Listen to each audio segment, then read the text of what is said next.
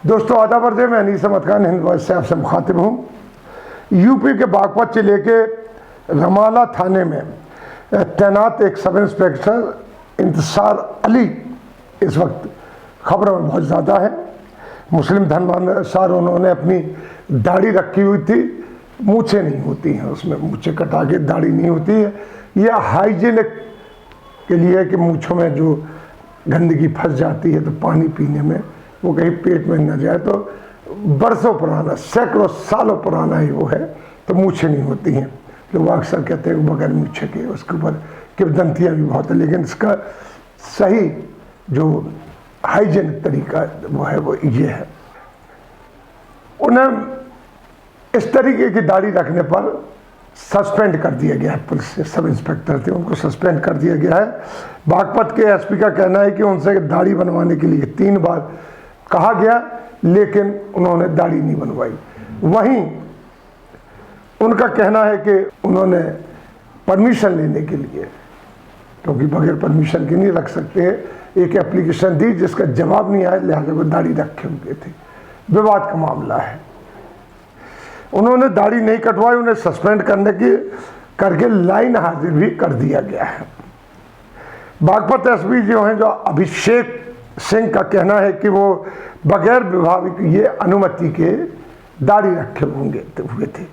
अब विभागीय अनुमति लेकर धर्म पालना पड़ेगा, ये मैं आगे बताऊंगा।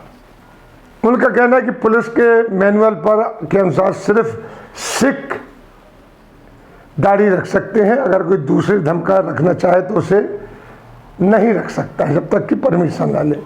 वहीं सब इंस्पेक्टर जो मैंने बताया कि इंतसार अली का कहना है कि उन्होंने इजाज़त मांगी थी, एप्लीकेशन दी हुई है, अभी तक जवाब नहीं आया, लेकिन उन्होंने और कोई प्रतिक्रिया नहीं दी। इस्लाम में दाढ़ी रखना एक सुन्नत है, यानी पैगंबर मोहम्मद की दाढ़ी थी, लिहाजा उसको रखना सुन्नत है। अतः लिहाजा मुसलमान वैसे ही दाढ़ी रखता है जैसा कि हज़रत मोहम्मद सल्लल्लाहु अलैहि वसल्लम ने रखते थे, उसी तरीके से। कुछ लोग कहते हैं कि चूँकि वो पैगंबर थे, उनकी मोहब्बत में वैसे ही बनना चाहते हैं लोग, वैसे ही रूप रखना चाहते हैं जैसे वो थे, उनकी हर चीज़ को मानते हैं। मुसलमान, पूरी दुनिया के मुसलमान उसी तरीके से मानते हैं, वैसी दाढ़ी रखते हैं। मुसलमान पुलिस वाले की दाढ़ी रखने पर एतराज़ करने की पहली घटना नहीं है। मैं इसका इतिहास बताता हूँ। इससे पहले 2019 के नवंबर में राजस्थान के पुलिस ने अलवर के एक ऐसे ही एक आदेश निकाला था जिसमें मुस्लिम पुलिस वालों से को फौरन दाढ़ी कटवाने का आदेश दिया गया था, लेकिन इस पर राजस्थान पुलिस में बढ़ते तनाव को देखते हुए कुछ ही घंटों में ये ऑर्डर वापस ले लिया गया था। वहीं 2016 की जिक्र करें तो केरल में एक मुस्लिम पुलिस वाला के रियास उनको दाढ़ी कटाने का ऑर्डर हुआ, दाढ़ी रखने पर उनको नोटिस दिया गया। उन्हें हाई कोर्ट में इसको चैलेंज किया था। उनकी दलील दी गई थी कि जब फौज में, नेवी में दाढ़ी रखने की इजाज़त है तो पुलिस में क्यों नहीं है, जबकि पुलिस मैनुअल में दाढ़ी रखने का कोई ऑर्डर नहीं है, न ऐसा कोई प्रावधान है कि दाढ़ी नहीं रख सकता है।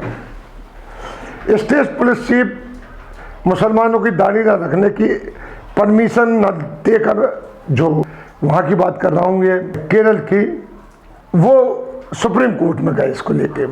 उनका कहना था कि संविधान में प्राप्त धार्मिक स्वतंत्रता के आर्टिकल 25 का ये उल्लंघन है। आर्टिकल 25 में अपने धर्म और उसके संस्कारों को मानने की आज़ादी दी गई है, ये कहा गया है।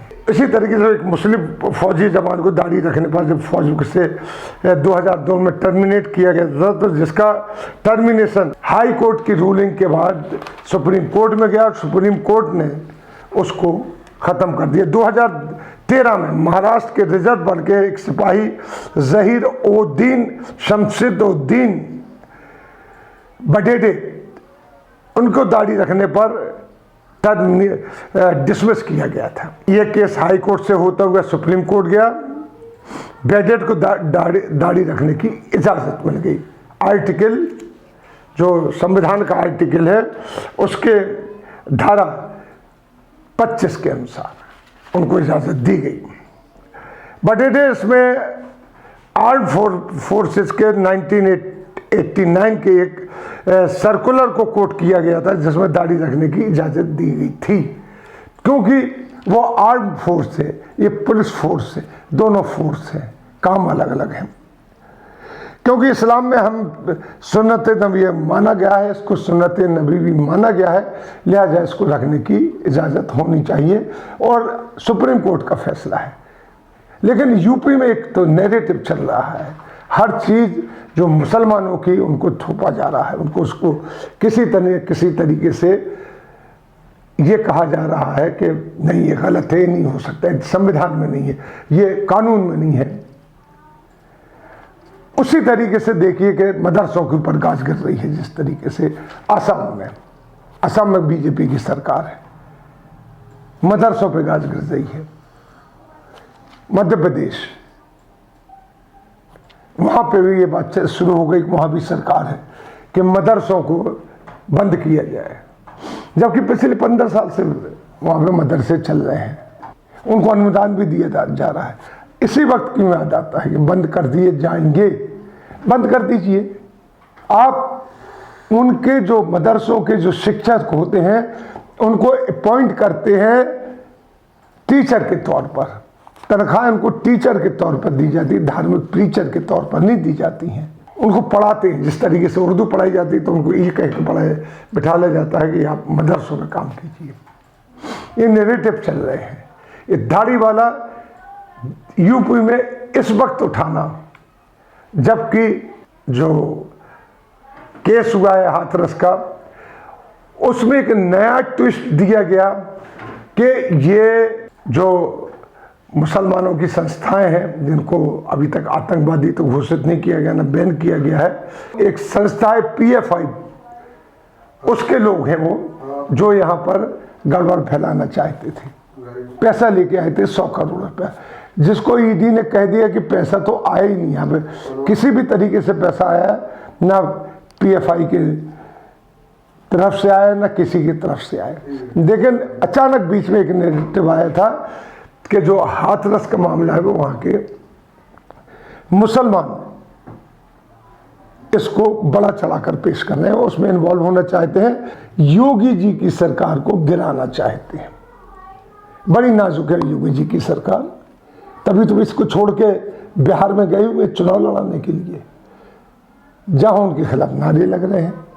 दोस्तों, इस नैरेटिव की बात करते हुए और आपको सोचने पर मजबूर करते हुए मैं आपसे लेता हूँ विदा। अगले में फिर हाजिर होता हूँ, तब तक के लिए दीजिए मुझे इजाज़त।